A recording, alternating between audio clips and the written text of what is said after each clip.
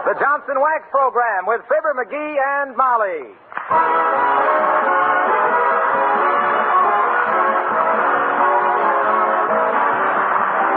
The makers of Johnson's Wax and Johnson's Self-Polishing Glow Coat present Fibber McGee and Molly, written by Don Quinn, with songs by Martha Tilton and the King's Men, and music by Billy Mills. The show opens with Love Is.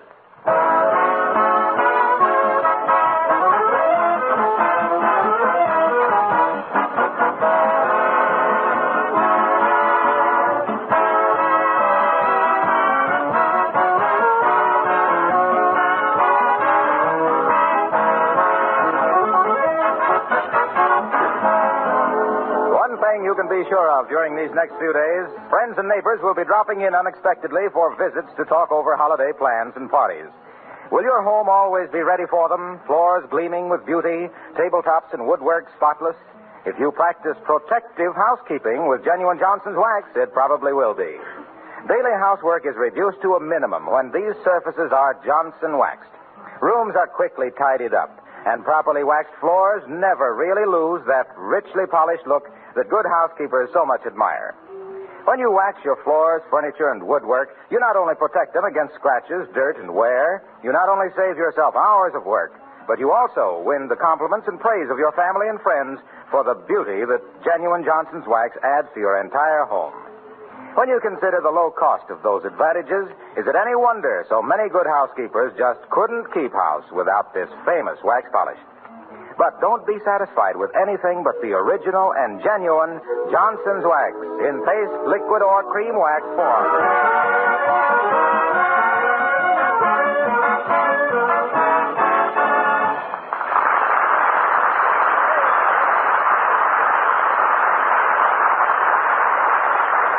This is the time of year when a man who can't suppress his curiosity should be handcuffed and blindfolded. For instance, a package came for the McGees today, which is almost certainly a Christmas present. And we invite you to an interesting discussion between Fibber McGee and Molly.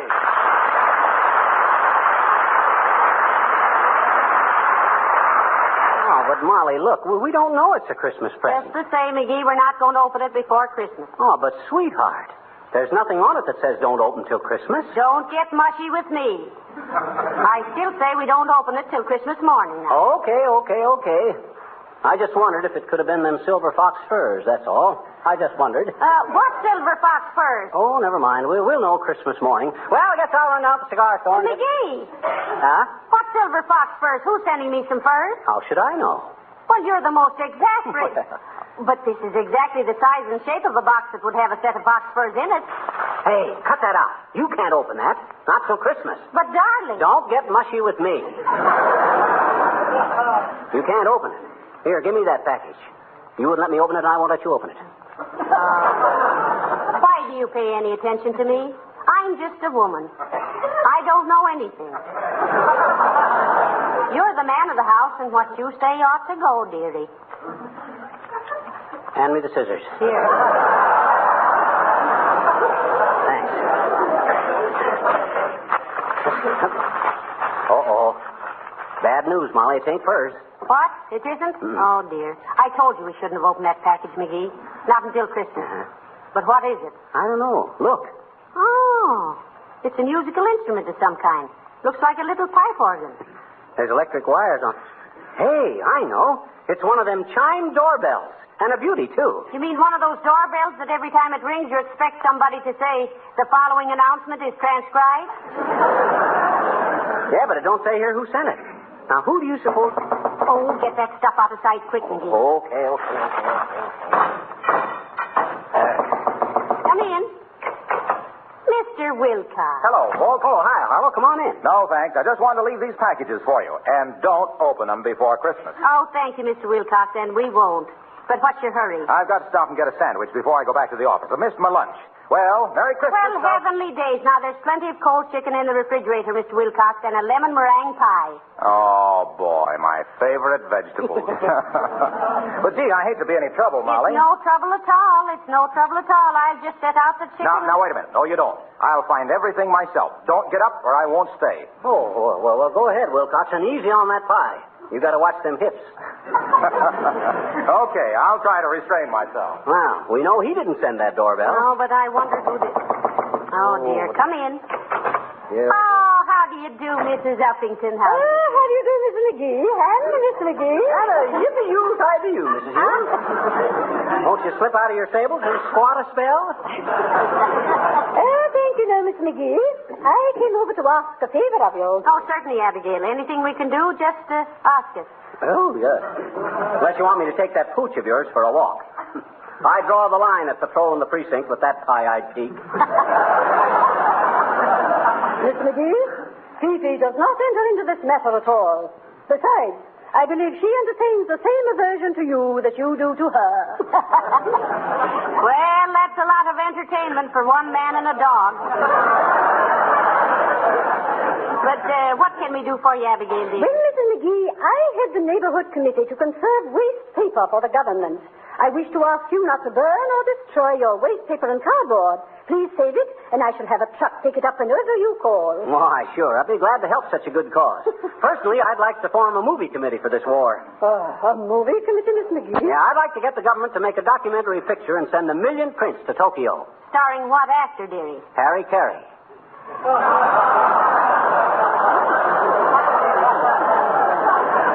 By the way, Uppy, did you by any chance send us an electric chime doorbell for Christmas? No, I did not, Miss McGee. But I must say I admire your blunt way of inquiring. I simply detest people who hint. I do too, Uppy. Although when I was a cub reporter years ago, I was always the diplomat. Oh, yes. Yes, you betcha. Never used to ask a direct question if I could help it. But if there was any inside dope I wanted, I got it. Get that dope McGee, I was known as in them days. Oh, my. Get that dope McGee, the dashing, daring darling of the dailies and the ding-dong dipsy-doodle-daddy of the dirt dishers, diligently deviling dignified diplomats for delicate details, discreetly dictating data difficult to decipher, and deliberately denouncing dangerous demagogues dripping with dubious dialogue designed to develop defeatism, doing my duty with a dearth of dilly-dallying despite the dirty digs of the desperate dogs who determined to dampen my do-or-die disposition and deteriorate a diggity dynamo into a drippy droop, a dandy detective at dodging death and danger, but doesn't this description sound like a total stranger?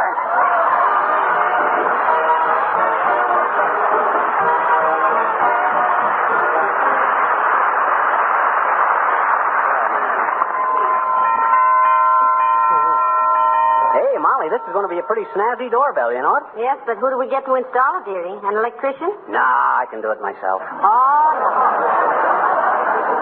no, please, let's not go into that again. What do you mean? I fixed the thermostat on the furnace last week, didn't I? It works at the touch of a finger Sure now. it does, sure. At the touch of a finger, you get a shock that melts your bobby pin. I'll get you some rubber gloves. Anyway, I don't think... Oh, dear. Come in. Oh, hi, sis. Hi, mister. What you doing? Huh? What? I guess not. You guess not what? I guess you didn't know I was a businesswoman, mister. Oh, businesswoman, eh? Mhm. Well, just what branch of commercialism are you identified with, madam? Well, I says, what's your racket? Oh, a miserable toe. Huh? Miserable toe. I don't get it. You don't unless you pay for it, I bet you. Pay for what? Miserable toe. Well, that was a short ride, but I enjoyed it. Let's go around again. What's miserable toe? Oh, gee, mister, you know what miserable toe is. No. You hang it up on Christmas and it's got white berries on it. Oh, sure. Mistletoe. Mhm. Otherwise known as mug holly, lip lilac, and night blooming smush. My daddy calls it fracture cactus. Fracture cactus. Why, sis? Because once a long time ago, he started to hang some up on the chandelier and the chair broke and he fell down and fractured his leg. Oh. I says, oh. Oh. Well, mister, can we do any business? Only 25 cents a bunch. Okay. Bring me 2 bits worth, sis. Oh, thank you, mister. I'll deliver it first thing tomorrow and you can pay me the 35 cents. Fine. I'll be... Hey, wait a minute. You says 25 cents. What's the extra dime for? Tax? What do you mean, tax? There's no tax on mistletoe. There is unless you want to glue it up, mister.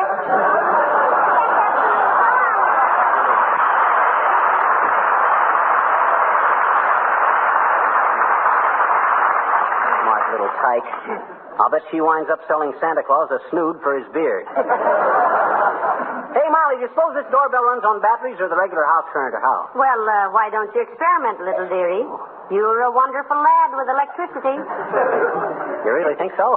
Why, sure I do. Yeah.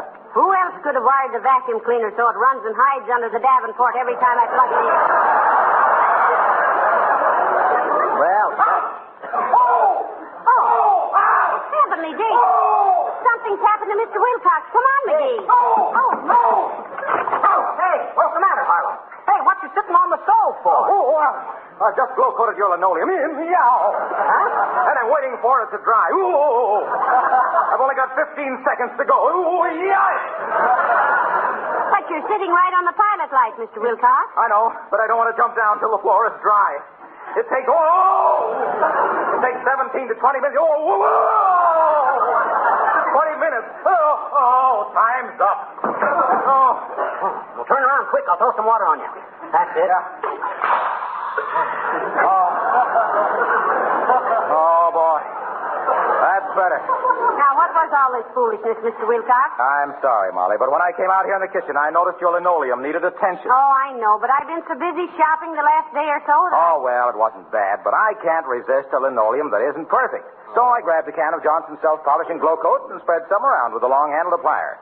It's really fun to do, you know. Oh, yeah, we heard you screaming with joy, Harlow. Well, you see, the minute I had the floor all nicely glow-coated, and with no rubbing or buffing either, I hopped on the stove to let it dry, never realizing I was sitting on the pilot light. Well, thank you for polishing my floor, Mr. Wilcox. And I'm sorry you had to roast your rompers doing it. Oh, that's all right, Molly. Well, I'll be getting back to the office now. Did you have enough to eat, Harlow? Eat. Yes, eat. Did you find the chicken and the pie? Well, what do you know? I forgot all about eating. The minute I got out here, I started glow-coating the floor. My. If I'm not the darndest fool. Oh, well, I'll grab a bite downtown. Thanks anyway, folks.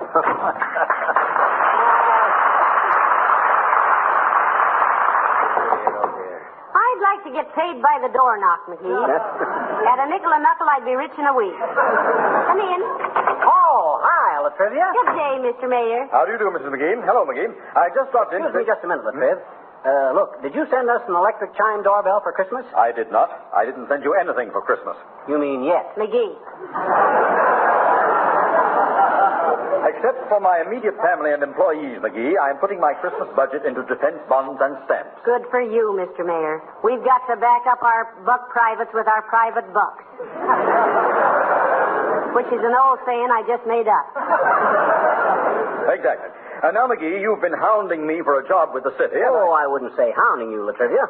Oh, I'll admit I've been kind of scratching around wagging my tail, but... Well, have you got something lined up for him, Mr. Mayor? I think so. Are we alone? Nobody here but us chickens, Latriv. McGee, how are you on disguises? Heavenly days. Detective work? How am I on disguises? Funny you should ask that, Latrivia. Why, when I was a Cinderdick for the old TSR Railroad... What railroad was the TSR? The Topeka, Sauganash, and Rochester. Better known to the passengers as the Two Streaks of Rust. When I was a detective on the TSR, Latrivia, I was known as the man with 1,000 faces. You had your choice of 1,000 faces and went back to your own?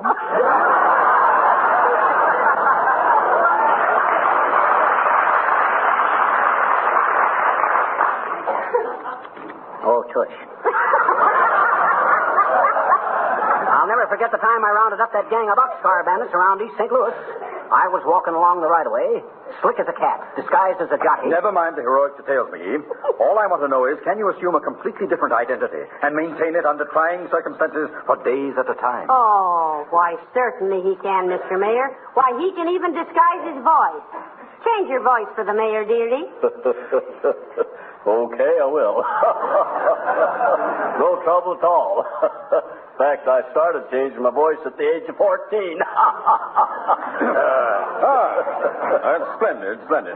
You report to the City Hall first thing tomorrow, McGee. Oh, wonderful. You better get me a police permit. You better get me a police permit, Chris, so I can carry a gun. You won't need a gun. The disguise will be enough.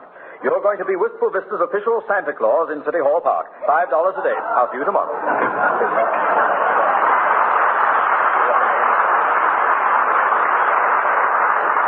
Well, man of 1,000 faces, it looks like you're holding the bag again.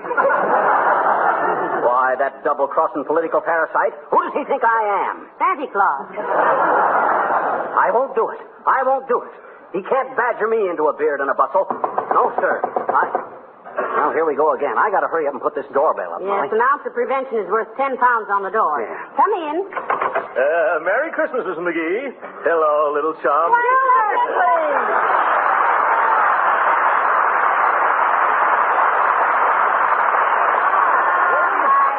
Heavenly days, how do you do, I'm sure. Well, come on in, Gildy, old stock. I'm glad to see you. Look at him, Molly. Ain't he a sight? What's that, McGee? I mean, ain't he a sight for sore eyes? Oh. By George, it's nice to see you folks again. You're looking as lovely as usual, Mrs. McGee. Oh, now, Mr. Gildersleeve, stop your blind. Yeah, you see, Gildy, you got her so fussed she can't even pronounce baloney. Here, Mr. Gildersleeve, take his hat and coat, McGee. Okay. I'll make a pot of tea. Yeah, take my hat and coat, McGee.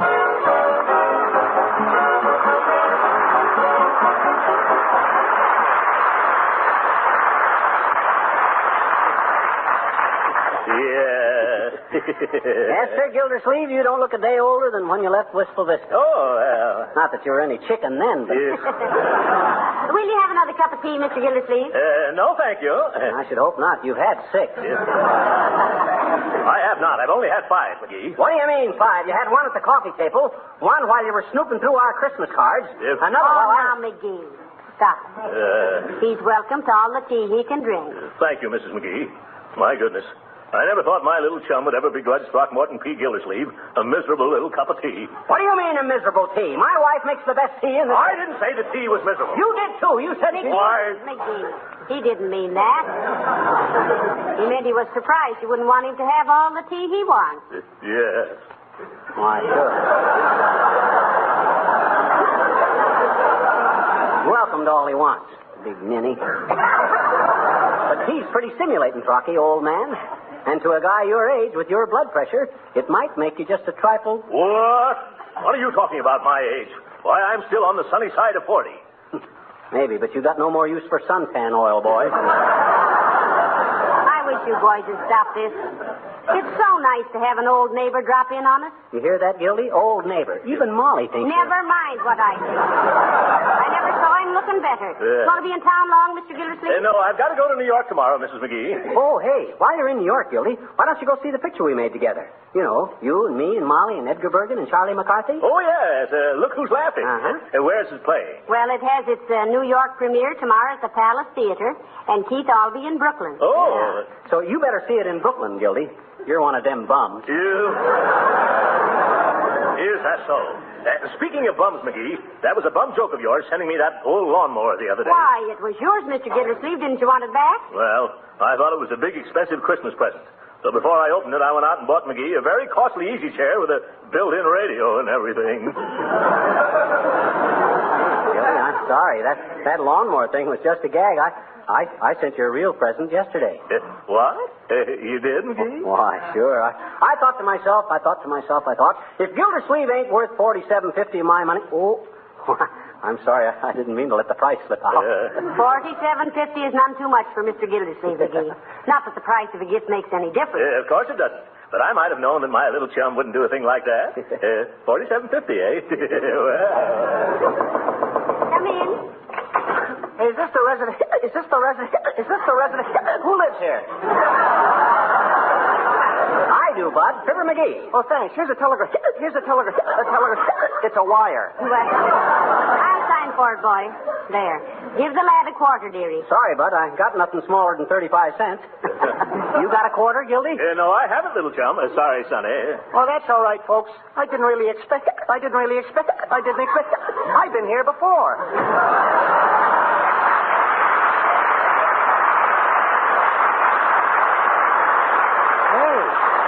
Hey, it's from Racine, Wisconsin, from the Johnson Wax Company. Oh, my. What do they say? Says, Dear Fibber and Molly, we are sending you under separate cover an electric chime doorbell. Oh, my. We are so tired of hearing that eternal door knocking. Stop.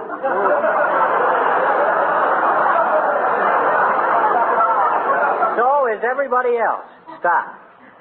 If every knock was a boost, you'd have a Crosley rating of 6,000. Use the doorbell. Stop. Regards and Merry Christmas. Signed Johnson's Wax. Well, that solves the mystery, McGee. Yeah, sure does, don't it? For a while there, I wondered, hey, where are you going, Gildy, old man? Aren't you going to stay for dinner? Oh, please do, Mr. Thank you. I'm sorry, folks, but I've got to get back to Summerfield and then on to New York. Hey, that's the wrong hat, McGee. I was wearing a fedora, not a beret. Oh, shoot me. That's the one I wear to fix the furnace in. Here you are, Gildy. Thank you. Well, I certainly enjoyed this visit. Oh, thank you, Mr. Gildersleeve. And I'm so sorry you can't stay for dinner. I hope you enjoy your Christmas present, folks. I'm sure we will, Mr. Gildersleeve, and thank you very much. Yeah, and I hope you like the one I sent you, Gildy. I'm sorry I was so crude as to let the price slip out. Yes, $47.50. Well, certainly nothing to be ashamed of. Wow. Well, goodbye, folks, and Merry Christmas. Goodbye, Mr. Gildersleeve. The same to you. So long, Crosley. Well, I'm certainly glad we found out who the doorbell was from, dearie. Me too. Hey, Molly. Yeah? What could I get Gildersleeve that would look like it cost around $47.50?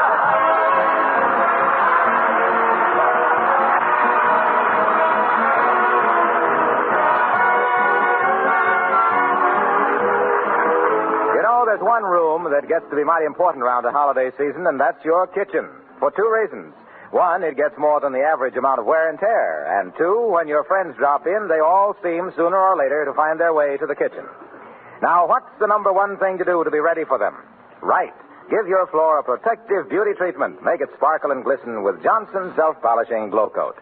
The floor polish that gives floors such a lasting luster, that makes linoleum wear indefinitely, keeps its colors as fresh and bright as new.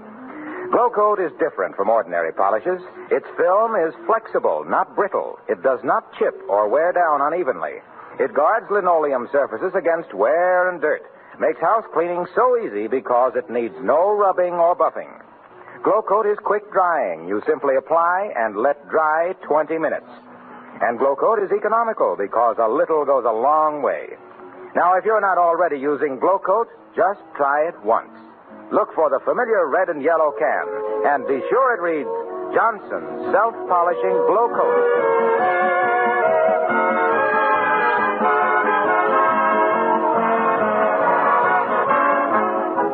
You know, Molly, it was nice to see old Gildersleeve again.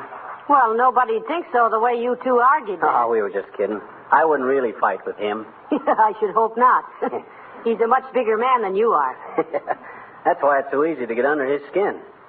He's got so much of it. Good night, and a Merry Christmas. Yes, and a Happy New Year, too. Good night, all.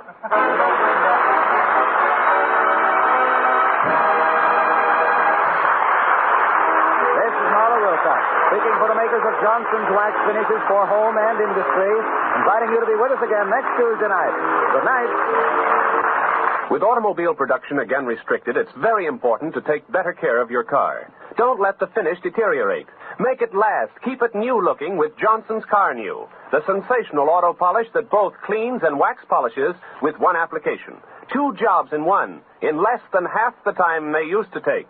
For the sake of your car and for your own pleasure, buy a can of Johnson's Car New right away. It's spelled C-A-R-N-U. This is